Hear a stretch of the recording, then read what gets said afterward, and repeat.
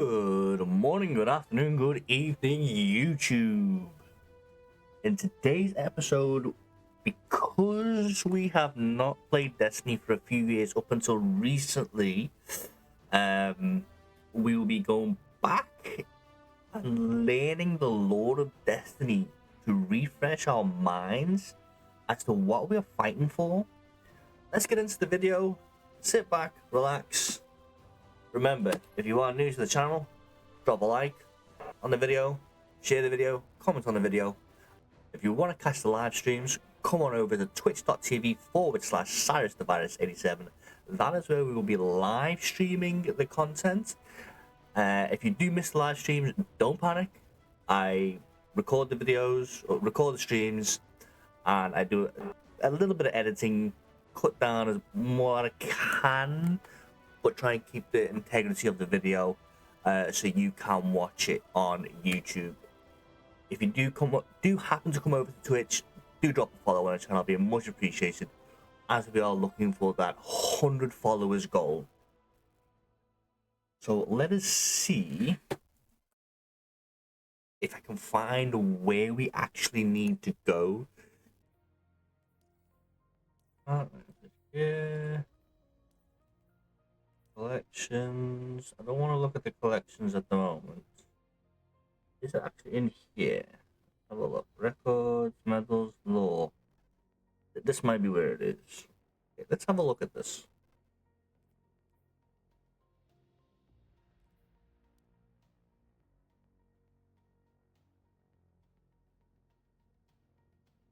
Our enemies never relent. Our enemies never relent. Relent. Neither will you, Lord Shax. Despite the sharp breeze in the tower, the air in Shax's outpost is uncomfortably still, unweighted with tension. There's work to do. Personal feeling must not interfere when certain doom hangs over all their heads. We cannot afford to play the defense. Not now. Shax stares fixedly at the training plans drawn up for his guardians. Then offense will have to see us through this fight. That should come naturally to you. Saladin's posture is legionary perfect. And that's that. Excuse me. Teeth gritted under his helmet, Shax folds his arms. After a long moment, he adds, "Good talk." Saladin nods. "Good talk." They look at the screen in silence. There is nobody to rescue them. Okay. It does. Eris, tenacious Eris. Doctor's Bane, Oryx's sorrow. Ruin of Exivu Arath.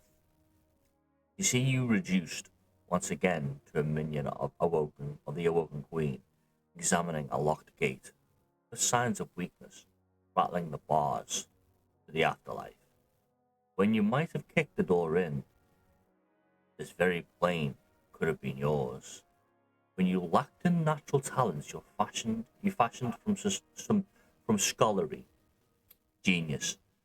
Your will is the thing, and mistook yours. And I mistook yours.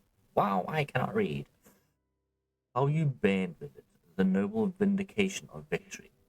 Every sword ever raised against you, and I say against us, down through the long years of history, vengeance killed Oryx. Why not his sibling? But you threw the match.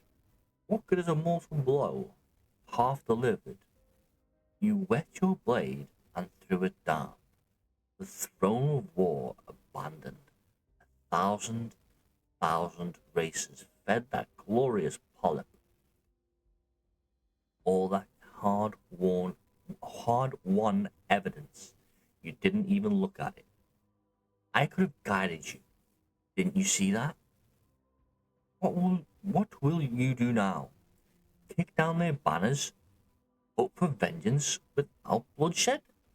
And through what realms have you stamped the proof of your cause? I too avenged. What would I want that? Why would I want that? Wait, Come back. Not much sense memorializing anybody during the Dark Age. Anyone worth remembering, you'd hang on to them without trying. Drifter crouches down in front of the ironwood tree, mindful of the offerings littering the ground. The amulet's nothing fancy, not one of those Iron Lord tokens, but handmade with some care. Dox's name is easy to read, crisp lettering. Dumb heroics will get you every time. Volunteering, first one through, so the rest of us would not want to try it. Drifter smirks. He'd have been fighting. He'd had a fighting chance against primeval big payout if he'd made it. Cleaner death if he didn't. Lord Shax shifts his weight. His helmet cants towards the drifter. But then you wouldn't be standing there. There's no reply. Lord Shax. Oh, he's quite a craftsman. But then, of course, he's a survivor like us. He loves rewarding his pupils with praise at times. With something more material, he invests greater care in his designs. Still, sometimes a weapon has an unexpected kick, a side effect. He locks these away for special occasions. Other times, the Vanguard intervenes. You never know where you'll find the next ghost killer. But outside the Crucible, the rules of engagement shift. There's no sense in leaving perfectly good armaments in storage. Don't worry, Namrask. I do not intend to abandon the loom. I am merely consulting. I am surprised Lord Shax let Drifter contribute. His aptitude is not in question, but I thought. What? Oh yes, low-level radiation is to be expected. By Ember Haddad, senior editor of the City Herald. Readers might be forgiven for imagining that after having been captured by Shadow Legion forces, EDZ residents might consider relocating to the Lost City. I took a trip out to the famed settlement known as the Farm to talk to the civilians and FOTC officers, still stubbornly posted at the edges of the world. We're not fighting for one city, we're fighting for humanity, says Bashan, one of the farm's technicians. Bashan is charged with maintaining the farm's few precious remaining generators and more recently its ether processes. This is our world, and we're going to keep staking a claim. Naomi, a pilot with forces of the city, has been overseeing regular supply runs to the farm in the wake of fierce bombardment by the Shadow Legion. She sees this as part of the course. Humans are good at adapting to just about anything, she observes. For many, the true revelations have come as a result of continued cooperation with new Elixni neighbors. I'm sure I pronounced that wrong, but hey ho. Longtime farm resident Carol notes, there's a lot about fallen tech we couldn't have guessed at. Skiddus and Rixor are helping out, cobble together our own cell network. Our energy output is 5 times what it used to be. Step toward long-term projects is getting out of starvation mode. And the people here do think long-term. Few of the people I interviewed seem to have much interest in returning to the safety of the city walls. The witness tore down our cities, blighted our air and water, and sent raiders and monsters after us. We're still here, waiting for the first chance we get to take it all back. The way I see it, those of us here on the farm are just getting a head start.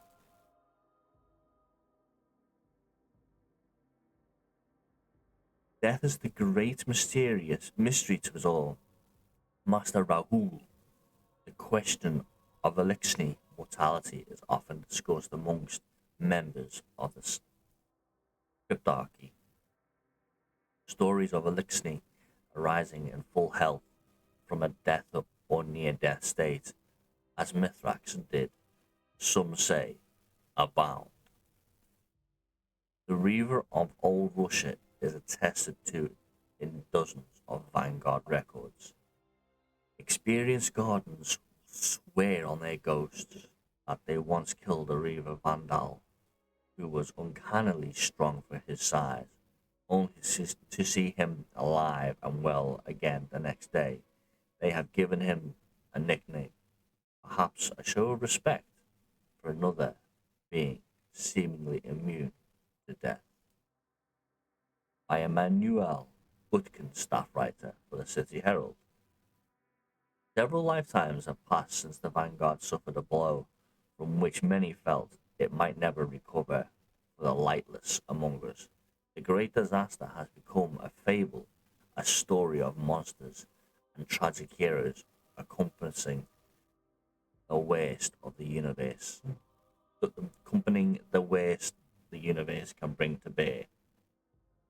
Many of the city's guardians, however, the events of that time are not simply part of the historical record, but personal memory, sorry. I'd never seen anything like it.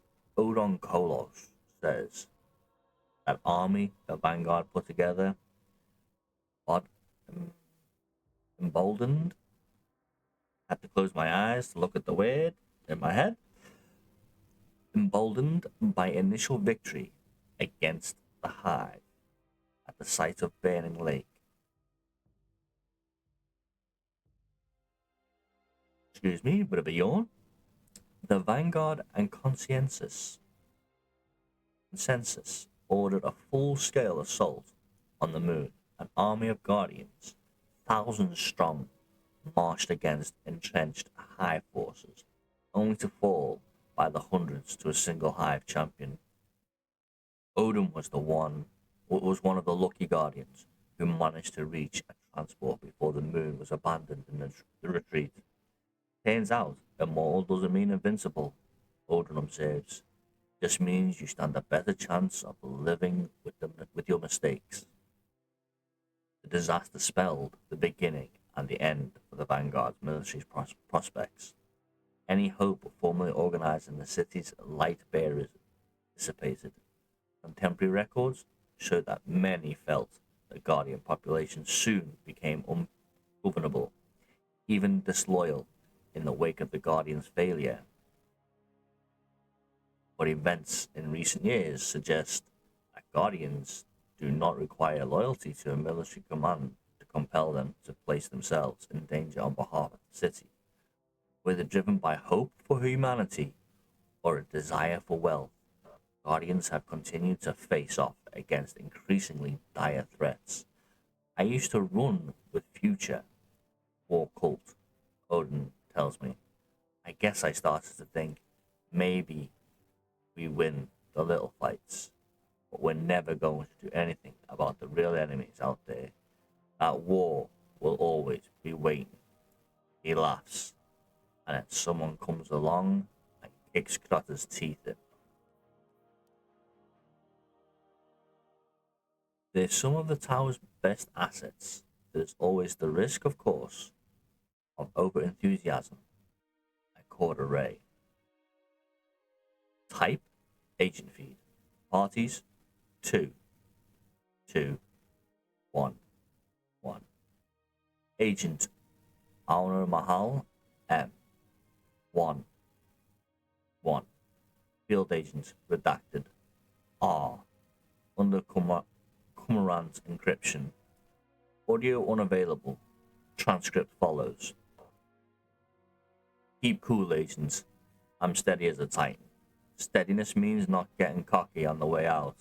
Oh, in that case, don't think they clocked me in this gear. Nothing but a blue brie with a nasty streak. And the deal? Next week, even a new light like me could find a better deal before then. I'd rather deal with incompetent arms dealers than the reverse. You and me both, ma'am. By Emmanuel Utkin, staff writer at the City Herald. Confirmation of a human settlement on Neptune was only one of several shocking revelations over the course of recent years. This discovery marks a sea change in our collective access to golden age information and technology long through to be the lost. Perhaps more importantly, it heralds potential reconnection with the rest of our people. Who are these Nuamuni? Are they anything like us? Real-time communication between Neomuna and Earth is still stymied by the logistics of crossing enemy lines in addition to Neomuna's communications restrictions. Data transmissions from Neomuna are strictly controlled and scrutinized for Vex corruption. Therefore, Vanguard sources provide assistance contacting Neomuni citizens. We asked willing individuals to share their perspectives on the possibilities of a long-awaited reunion with Earth. Despite the dangers, many Neomuna denizens are optimistic about the curtain coming down someday in the future. A brief selection of their thoughts follows. I don't know how things would have shaken out if we'd stayed on Earth. Maybe we wouldn't have the Cloud Arc or nanotechnology. But if we make it through this fight with the Witness, I think it's only fair we send over, you know, what we have on food production, terraforming. There's a whole planet to reclaim. I'd love to read some Earth literature.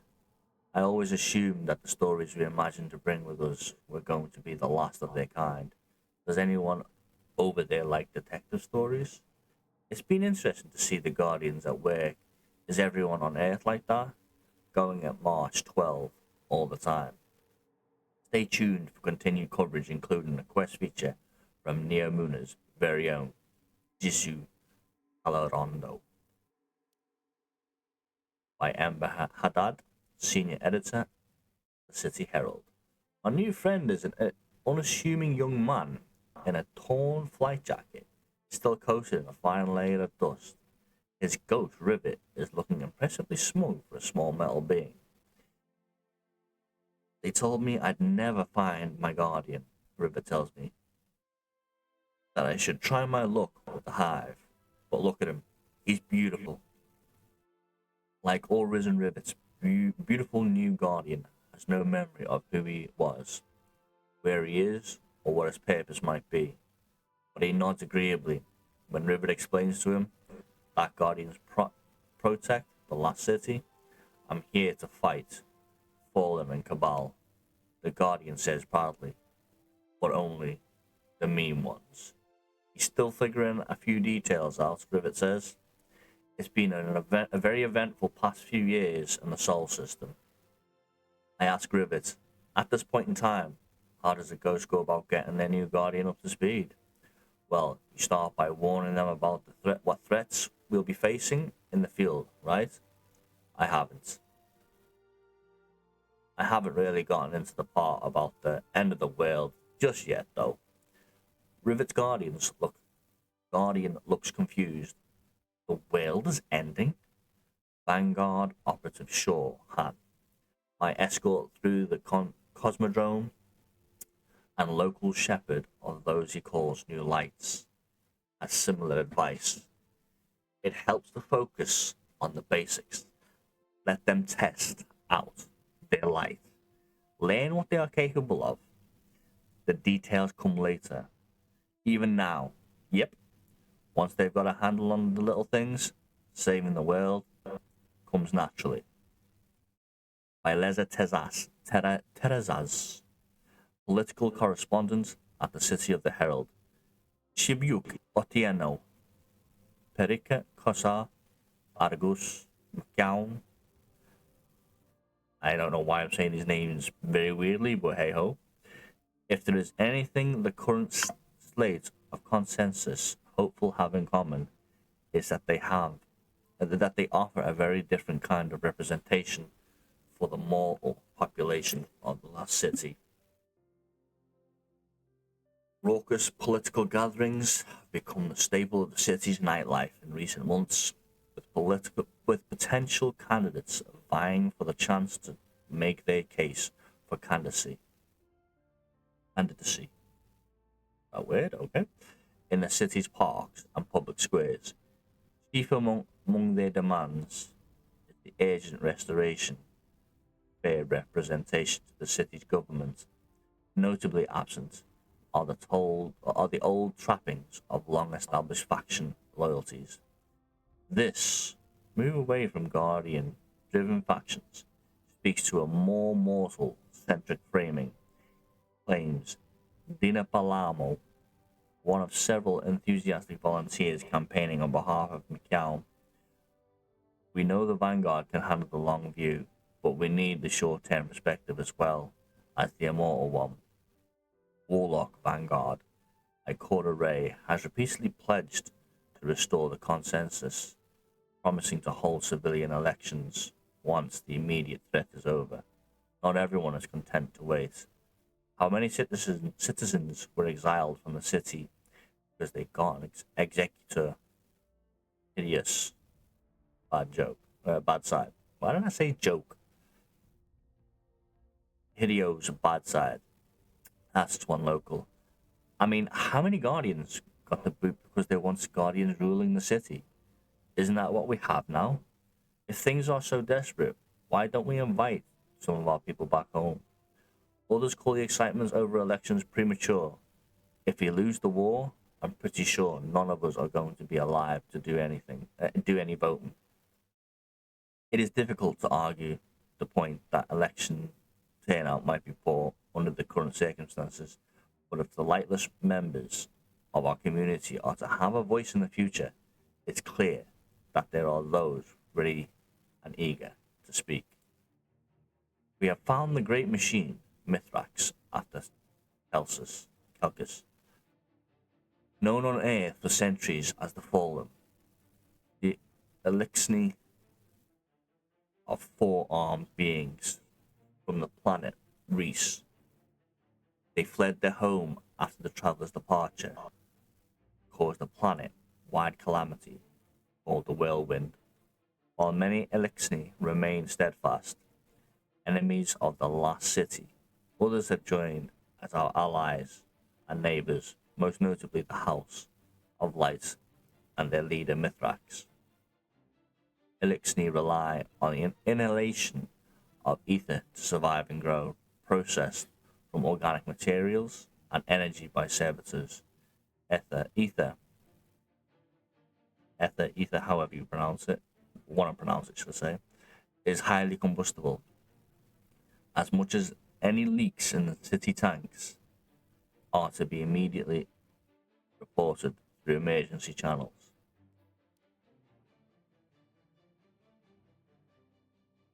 By Leza Terrazas, political correspondent at the City Herald. Recent strategic summits between Queen Mera Sov of the Awoken and the Vanguard have provided our citizens with that rarest of honors, a glimpse of our Awoken neighbors. The city has hosted a small Awoken population for centuries, but reef-born subjects of the Queen were more commonly contained to Awoken settlements and outposts within their own territory. The Queen's secrets were guarded zealously, and prior relations with the city often bordered on hostility. In the face of common threats, however, this isolationist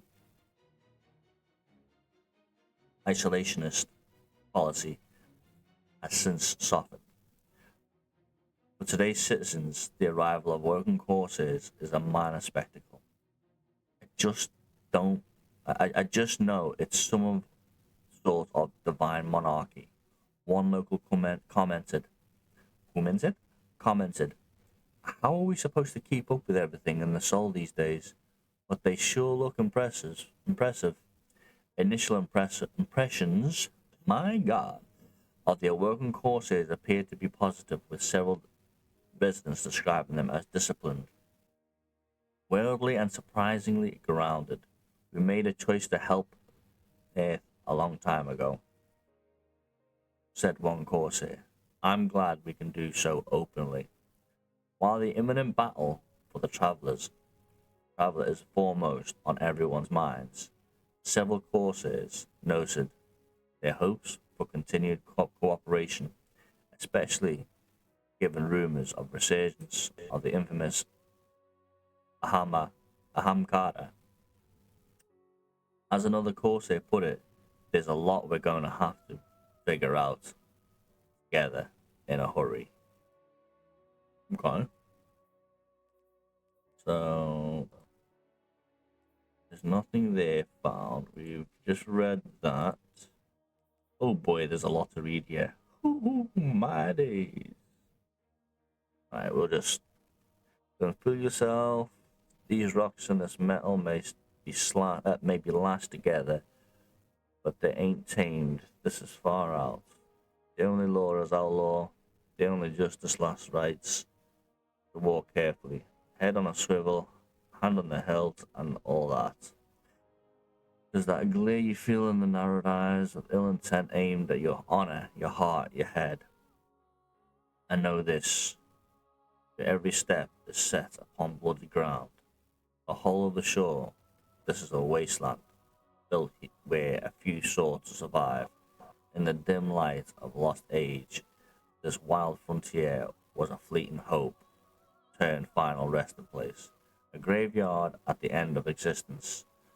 Some say you can still hear the screams, echoes of the lost and damned ringing from just out of sight.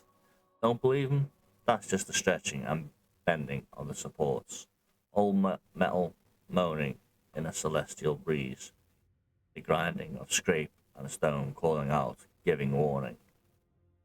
These tethered lands be not safe. The twisted reef be not kind. Except from C. Lagrange's translations of writings and observations from the tangled shore are fallen text. There's no way that's a direct translation. Page 6. Even here the whispers persistent, faint but present, except from C. Lagrange's translations of writings and observations from the tangled shore of fallen text. A dreg fell, left to die, a forgotten pirate set on a path towards salvation. His crew had raided the moon looking for ether. They found only death, and then one was alone. Then he was alone. Wow. Hirax, the small Hirax, the timid, the weak, was lost to the depths of the hellmouth. Solitary scavenger down among the hollows where dead things dwell. How he survived is a story untold, an impossible tale known only to Hirax himself. Is that the secret in that secret is his strength. The poor, weak, pathetic Hirax came out of that hell as something other, still fallen, still alone, but changed by all he had seen and learned. His mind opened, set adrift through the wonders of all the nightmares he had never imagined. Some say he spent his time hidden in the shadows of that cruel land, scouring the mysteries of the world's grave. Grave? The world's grave. Others suggest he peered into a hateful shrine and found truth in the unutterable horrors whispered from the abyss. Truth is only Hirax knows. Truth is only Hirax. That start of the sentence doesn't make sense in my head. Truth is only Hirax knows. Truth as simple as it is puzzling. Yes, he did. Scour the grave. Hear the whispers. Only then could all that followed transpire. For a lowly dreg to rise from their docking, stand as a baron, is rare enough, but that a fallen of any stature could crack the layers of understanding that barricade. The known universe from the ascendant plane is more than improbable. It was impossible until it wasn't. Verax succeeded where so few have. He crafted his own throne, world, and began a monstrous quest to expand his knowledge, etching his harshest, etching its harshest truths upon his enemies, and his work has progressed unchecked. It is his name the children do not speak when sharing tales of the haunting of Nemesis. It is his blood that paladins and corsairs alike wish to spill for the slaughter at Gaspera. Harax, the twisted Harax, ascendant, the mindbender, whose tongue is a weapon, whose experiments seek to unravel sanity and reshape imagination, that his subjects may become other tools of his vile bidding. And so the warnings spread. When the fallen who speaks in the language of the damned calls, do your best not to listen. Once his words take hold, your will shall fade, replaced by his antithesis. And then, like poor, weak, fallen dreg, you too will know darkness. You too will be alone. Trust is your shield. Trust is your weakness. In the end, we all fall to betrayal. Simple riddle for you to consider. Only truth can conquer lies. Or what is truth? And in whose eyes? What then of the butcher of Bamberger? What then of the Psychord Slayer? The terminus of the Grey Legion? The silver of the Shattered Veil? The bandit of Old Basser? The dire siren of Valiant's Reprieve?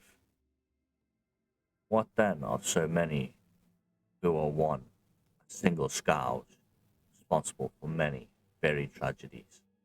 The trickster, the liar, silver-tongued, asks, the wit, he who bartered with the spider and nearly cost him his life, she who swindled a dozen bounty hunters that she alone may profit. So many tales of Rask's sleight of hand and tongue and mind, the enemy who has won battles where no battles were fought, who has killed more rivals than have ever risen to her challenge. What is known and unknown, no one can say, and the sly prankster would have it no other way. Of all the barons marked by scorn, it is Arask's to fear, for her greatest weapon is the disillusion of truth. She will give you certainty, only to reshuffle the deck. She will grant you your desire, only to reveal it is truly regret. If this realm can allow for gods, she may be the first among devils, unknowable, unpure. Her tongue will cut you down long before your body falls. If you don't believe, if you find yourself questioning the depths of her deceit, ask yourself a simple question. Did you kill her? And if you did she die? If the answer is yes, her trap is set. If the answer is, it's okay, you don't have to say it. Maybe you will survive out among these wild shores longer than most, though maybe not as long as you'd like. Be wary of those who would do harm, yourself included. Mind that you do not become undone, for once infliction is infliction is tinged with joy. You are not a beast, and we are not more than that. Do we strive for better? It was Rexus Van who saw the final days of the House of Wolves. With cold hatred he hunted and slaughtered their servitors until none remained and thus a rabid house did fall. But Rex's father's rage was not sated, as the wolves alone were not the architects of his fury. All fallen who clung to the ritual of house politics were his enemy, total and complete. It is told that he was starved as a young dreg. He watched in agony as others grew strong, while he and his closest brothers and sisters were kept low. They were unworthy, pathetic, unwanted by Rexus was ever aware, but Rexus was ever aware. He saw the lie of the Archon's worship, how servitors were revered upon a pedestal of godhood as a means to control the masses. Maybe there was a time when the fallen technology was one with greater concerns. No more. The house was fractured, at war with another. Old graces long since neglected in favor of a more desperate purpose, survival.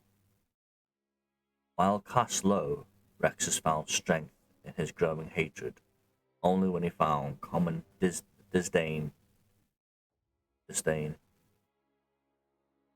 among those twisted outcasts who would call themselves scorned, who wore their hated derision as a badge of honor. Did Rexus also find an outlet for his anger?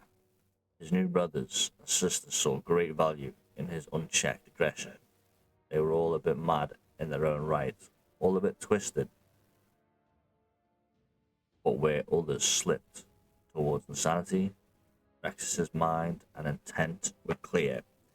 The agony of terrible death was his aim, the target of his wickedness, the very servitors he had been denied, the very machines that sustained the fallen.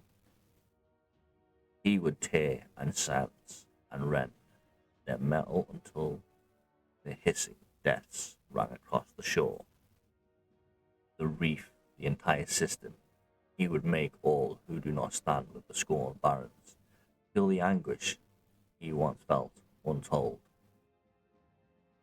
and he would do so gleefully, watching the life drain from their eyes.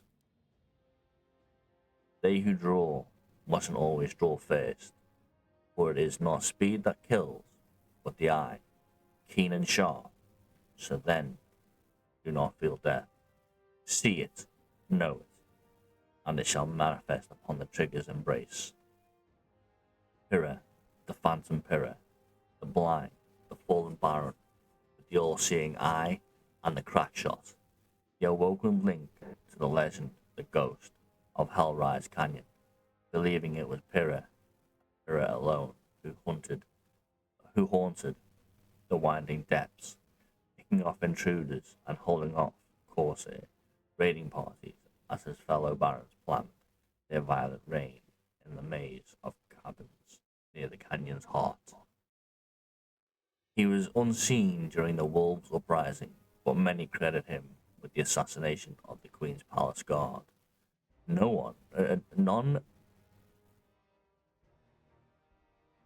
None can verify, but each fell to a single shot, being precise fatal. But how can a blind pirate who had been discarded and scorned by his house become the deadliest shot this side of Mars? This is where the Baron's true strength hides. They are each a devil, worthy of your hate, but together they are so much more. Not simply devils, but hell itself, manifest angry and aggressive. Rumors and legend merge to tell the machinist's expert hand, the rifleman's cybernetic eye, and a link between his sight and the tracing systems on his rifle. What he sees, he hits. What he hits, he kills. There is evidence of fallen giving themselves to technology, becoming other, becoming more, as they marry their physical selves to enslaved mechanics. The mercenary Tanix is one example. More machine that fall, That the more machine that fallen now, an abomination in the eyes of traditional fallen belief, the splicers and their augmentation through Siva, a twisted experiment brought low by the mighty hand of the heroes of iron. Is Pyrrha any different? The barons and Taniks and the splicers are each and all individual dangers, driven by their own ambition. They are more likely to wage war with one another than see their commonality. Yet, are they not of a kind? Are they not evidence of something greater?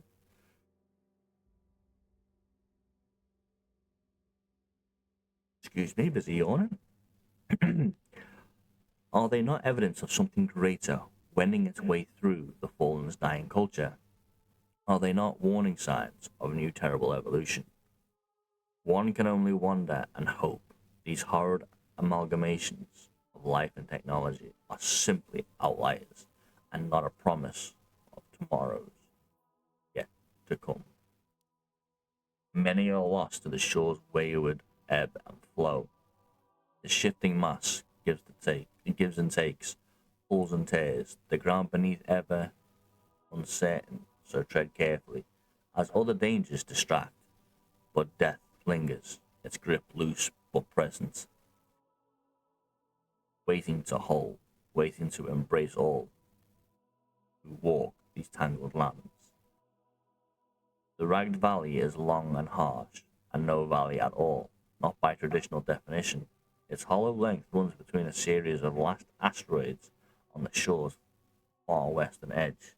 They call it a valley to be poetic, but in truth, it is simply the chaotic space between massive rocks that scrap and smash into one another in a violent dance.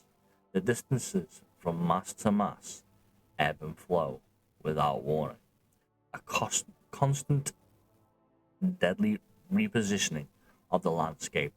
The ever-changing hollow is the valley. Only the mad and desperate would dare run its length, with one exception. Yabix, the rider. The reason she made the run changes with the telling. You know she is neither mad nor desperate. What with her skills on a pike and a killer determination, but the run itself. It's a legend as awe-inspiring as any Guardians, save the fact Yabix is a wicked beast. Better off dead, story goes. She was running ether or making off with lost golden age tech. Some say Clovis Bray science, others tell it was drivers from a forgotten war mind. Or maybe she had just dropped the Guardian and was running full throttle from Fire Team, set on revenge. A common theme this far out. Or was it pride? Did a captain, or a Kel, or an Archon challenge her ability to ride? Did Fickrell, after all, their relationship is complicated? None of that matters, not to me. Each version of the start is as interesting as the next, but the run itself, a ride through gnashing jaws of death. Most Guardians who have heard it dismiss it, don't want to give credit to one so infamous. The scorned Baron with the blood on her hands, the loot in tow, and her banner set to top speed, but she deserves it. Don't believe me? Ask Marcus Wren. He wasn't there that day, but he had heard tell and couldn't believe. So he made the run himself. 4 goes, no dice. 1 resurrection, 4 sparrows, busted to rubble. Marcus Wren, Sparrow Racing League champion, and hero to speed junkies and race hounds city-wide. Couldn't sprint that valley. Too random, he said. Too chaotic. Can't read the rock 1 minute to the next. Can't read the angles. But he tried again. On the 5th go, he scraped through a narrow as the collision hit. He's made it. The impossible was possible. though he refused to admit Yavix could have done the same. Not that it mattered. That Wren had come out alive, proved it could be done, and if it could, why not Yavix? Not that Yavix overcared for validation. Not yours, not Wren's, not any Guardians, not any Fallens, not anyone's. She took pride and recognition from her brother and sister, Baron, and the others. Out here, they who craft their own fate see tomorrow, while they who depend on faith really make it through today. If you had not heard of the machinists before, know that others had while their crimes may not live infamily in the hearts of the city. Dwellers, the reef and its awoken know all too well of her long reign of terror. Lycris, the bandit they call it, Lycris the Scourge, the scorned machinist, Tinker Lord of a houseless crew. But should those names be new to your ears, there are others you trust who have felt the pain of her vile campaign. Ask your Arak of the machinist's deeds. Ask him about the siege of Aran, the hijacked ship, its stolen contents, and its guardian protectors, lost or captured at the hands of the Scorn. Speak to your vanguard of the soil's descent, more guardians felled, and an armory stripped of its cash. The lowly dreg who challenged tradition, only to be cast aside, the lowly dreg who found her own strength in a troubling bond with forsaken kin. She grew strong as an outcast, grew mean, then found her purpose with the guidance of a preacher of sorts, and a new, more driven crew. Now then, the questions you must ask yourself. Had you known of the Baron's deeds, had you heard the tell of the machinist's crimes, could you have changed the path thread from there to here, from yesterday to today? Better yet, your vanguard, your factions, your friends, and your allies. What all have they kept from you? If they spoke not of the scorned barons, if they issued not warnings, is it because they simply did not see the full scale of the danger? Were they too distracted by wars within wars and interests of their own to issue the guidance needed for you to see the shore for the threat it has always been? Perhaps guidance that may well have saved countless lives, or at least one life in particular. Find your honor not in your station, nor the words and gifts of those who seek control, but in yourself, in your actions, your deeds, your soul. To look anywhere else is a lie. Fickrell was an Archon. Then Fickrell took a fall, beaten, docked, and banished for heiresses against Alexini faith. He should have died alone and starved the precious ether. He did not. Instead, he found kin in the form of 7 scorned. With them, he found purpose and power as the legend grew. He found believers and knew truth. His banishment was not penance, it was reward for his convictions, for his courage. Fickrell the crazed fanatic, Fickrell the heretic Archon, who spoke against the very faith he once held dear, scorned and forgotten, but only for so long. Fickrell was a dreg before his banishment, before his clarity of purpose. Fickrell was a celebrated leader of fallen faith and a savior to those who embraced his teaching. Archons had long been elevated in fallen society, but the stature grew and their roles shifted, following the whirlwind. A desperation took hold, and the last of the fallen raced across the stars in search of salvation. The dependence on machines evolved into a deep rooted need, their weapons to fight, their ships to fly, their services to survive. That need became worship, that worship became faith, and the archons, those who oversaw the care and consecration, of the servitors were looked up to provide hope through their words, teachings, and interpretations of the machines, once needs, desires. But Fickle saw another path, one that would late to, one that would later be mimicked and twisted by the techno-deviant splicers. Plaguelands of Earth, while he and his explored their own darker interpretations of faith. Pickrell is a fantastic, scorned and abandoned. Pickrell is all who strives to regain strength of self and purpose. He is a survivor. He is the outcast, priest of the broken plains, and his sermon is death and all the glory that follows. In Fickrell's eyes, and those of the outcast who rallied to his philosophies, machines were not superior. They were not gods. They were tools, instruments to be mastered and controlled and manipulated in service of Elixir pride. None should grovel for ether, whatever you want to call it.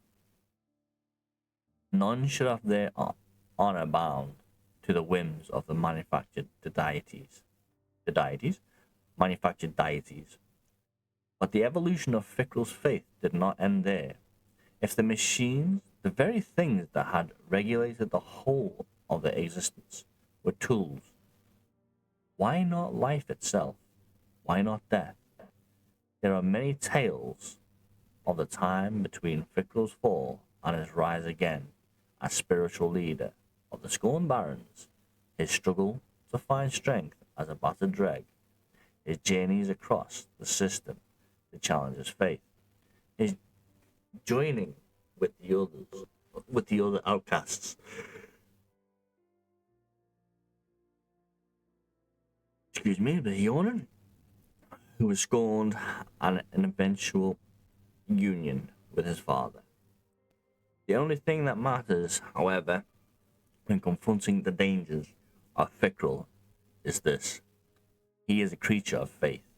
His faith and anathesis of all who stand in the light. That faith has raised an army. That army will baptize all who challenge its purpose in an undying sea of death. They will never stop. They will never give in, because they know they are right, and everything they stand for is strong. Surviving is a whole lot easier when your enemies are dead. It was a licorice machinist who began hoarding the servitors, and Rexus the hangman, who slaughtered them at every turn. Two allies driven by opposing forces, one science and the unmaking of faith, the other rage and its relentless push to destroy. There had long been tension between the two, as Rexus had more than once slipped into Machinist's workshop to inflict himself on the servitors caged there. Fickrell the Fantastic, the spiritual leader and one-time Archon, priest, watched patiently as their rivalry grew. He saw strength in their air. He saw fire and fury, but also more, a new path forward, one that could join their passions and drive them further, all stronger than its warring parts. Fickrell waited, biding time, as tensions rose and threatened to splinter. The Baron's loyalties, only when Licorice could take no more, on a night when she caught the hangman prepared to slaughter her latest haul. of lesser servitors did Fickrell step in. Fickrell monitored. Fickrell motioned to Licorice, said, "Bring me a servitor." As Rexus hissed with anticipation, she hesitated. Fickrell was patient. "Where is your trust?" Licorice released the servitor from its bondage. Fickrell motioned the servitor closer, then turned to Licorice. "You have gathered many machinists, hundreds, maybe more. Our own supply, our life force fed by slave machinists." Mechanics. Licorice nodded to the servitor as it edged closer to the Archon's open arms, welcoming the once revered orb as one what would a child. The other barons began to bark a rhythmic warrior's chant. "For all the value in your work, it is not enough to feed ourselves." Fickrell hugged the servitor. There was a tenderness to the embrace, a sorrow. "We must also starve our enemies, as you were once starved." With a blare, Fickrell's lower arms unsheathed and triggered a pair of polished, sparkling shock blades. As were we all. The servitor still held the clutches of the Archon's powerful upper arms, fired and a shrill, digital retch, pain mixed with confusion, as the blades carved its outer shell and plunged deep into the core of its systems. Ether hissed and sprayed. Fickrell released the machine's silent shell, and it clanged lifeless to the ground. He turned to Licorice. "Do you see?" Licorice smiled. She was ever the brightest among them, though her focus could lose clarity when she became frenzied. The Baron had long been trouble for the awoken and the fallen of the reef, but the trouble had been limited to hit and run tactics. What Fickrell had just presented was a new way. Fickrell stepped to Rexus. "Do you see?" The brute barked in response. "Kill them all." Fickrell laughed. "Not all, Hangman. Just the ones we do not need." The Baron cheered as Fickrell continued. "Every servitor, any servitor, bound to a house is now a target, until none remain but those upon whom we feed." The song of the grinding stone calls like pain sirens, shrill and uneven. Its melody is a warning, yet still they come. Adventurers, bounty hunters, scoundrels, and unwanted. Here they find purpose, or hide from those worlds beyond. Those polite lands which heroes strive to reclaim. There is no reclamation here. The shore is ever wild, and so shall it remain. Ever the broken land where madness dwells and violence regains. The questions no one asks. Was the bomber always mad, or was he driven to? Was the madness a gift or a curse? Did the struggle for survival outside the structure and ritual house system crack his mind? The things he'd seen, done, the shore asks much of those who call it home. Most simply find their end through the harsh will of these harsh lands, or by the hands of the hardened agents who stalk its fractured expanse. Expanse bandits, cutthroats, cannibals, awoken patrols, guardian, heroes. There are a billion ways to die among the jagged wilds of the tangled shore. To challenge those odds is no small feat. To do so, while maintaining self-rarer still. However, isn't it also possible the bomber was this all along? Mad, deranged, eager to inflict destruction, lustful for the chaos and death to follow. The seeding of the accretion fields, the bombing of the Origin libraries. Canicus, Canicus's handiwork had been linked to numerous tragedies, both as a rogue enemy of the Reef and in league with his scorned brothers and sisters, with whom he grew strong, with whom he found the purpose he once lacked. These points an examination on the birth of madness. I raise to address a lingering concern. Seek the awoken libraries, speak the cryptarchs with knowledge of the reef, the shore scour the records of the bomber's deeds. Feel the pain of those who suffered at the fire of his devastation. Remember the fields. Weep at the unmanageable loss when the libraries fell. Allow yourself the comfort of knowing that the sinister creature is now dead and gone by Guardian's hand. But linger on victory's pride for only a short while, because the truth I seek to tell you has yet to be revealed. And it is this: the mad bomber is dead. The Nyx is no more, yet the shore remains ever untamed, despite valiant effort, despite your incredible strength. And if the shore remains tangled, its edges ever shifting, ever dire, then who else may it drive to madness? First long lost survivors of the fabled golden age, then stray, awoken, and discarded fallen. Maybe next, the warriors of the light. Guardians? After all, more will surely come, and with more however righteous you may be, the odds shift further in the shore's favour, in the favour of madness. And it is not another guardian. Why not you? Every inch of ground beyond the city, walls is dangerous, safety not guaranteed, and all the inches across every world in this dead and dying system, none are harder than every single inch of the tangled shore. This is not simply untamed space, it's worse.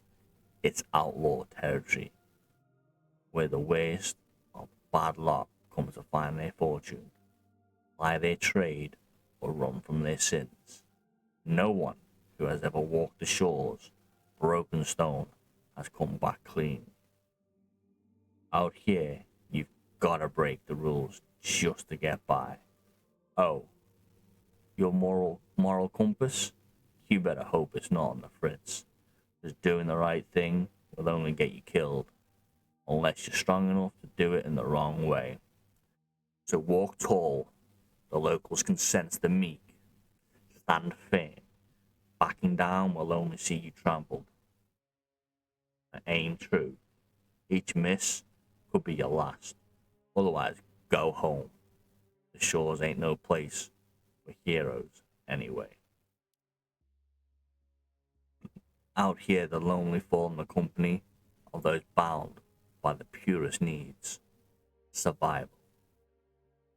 Find this truth, if not in your heart, in your mind. If not your mind, then your soul. The deepest part of you that connects to the most basic truths. To live for tomorrow, you have to fight for today. Know this, understand it, live it. Find those like-minded survivors. And also, you can look to as blip, blip, blip, blip, blip. Find those like-minded survivors you can look to as kin. Only then can survival be within reach. Because to walk the shore unbound is to invite death. I'll tell you of Eldred Rush. He didn't come out this way looking for trouble. He ain't a fool neither. He knew trouble awaited. He just didn't care. Couldn't, some would say. Eldred was a prospector of sorts, digging around these parts in the search of memories he considered gold. He had a mission, personal and pure. find the rock on which his people fell. Some tell that he was the first guardian to walk this deep. It's not true, but fits his tale and makes for a better legend. Lonely Eldred walked these lashed lands, cycle upon cycle, avoiding conflict when he could, but always hitting back when push came to shove. He was a gentleman, but violent when riled. Eventually he found the spot where ancient survivors of an ancient collapse huddled and died. There at the sight of all he had lost, and in an old life that was long since beyond his grasp, Eldred buried the dead and could not remember or felt it in his heart. Never saw Eldred again. No one did. A lot of things to consider when sizing up a gunfight. Most just focus on steely eyes and steady nerves. Those have value, but the best of slingers weigh so much more. The light in the sky, or lack thereof. The temp in the breeze. How cool, how warm. Which direction is the wind hitting, and how hard? Further still, the ground beneath your boots. Is it soiled or soft? Shifting or slick? All elements that speak to the moments of truth. The wearer of the holster, the feel of the grip. The wearer of the holster, the feel of the grip. But first and foremost, the best slingers will say never pick a fight with unfamiliar tools, unless the situation dictates an unavoidable outcome or no stances when honor comes a calling. Well, that is the Lawless Frontier. Okay, the Lawless Frontier. Okay. So we have read into anything there? No. So 2 old friends.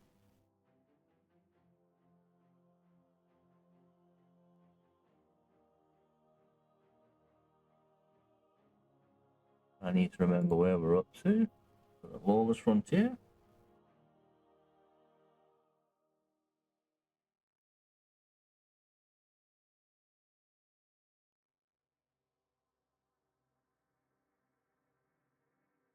Hi folks, I hope you've enjoyed that little reading of those two old friends and the Lawless Frontier. We will continue to read through these. Oh boy, that's going to be a long one to read. Oh, ay, we got long. Oh, there's another long one. These I might have to cut into 2s. We'll see. And then, well, hang on, we've got these here. Okay. Then we've got here another long one.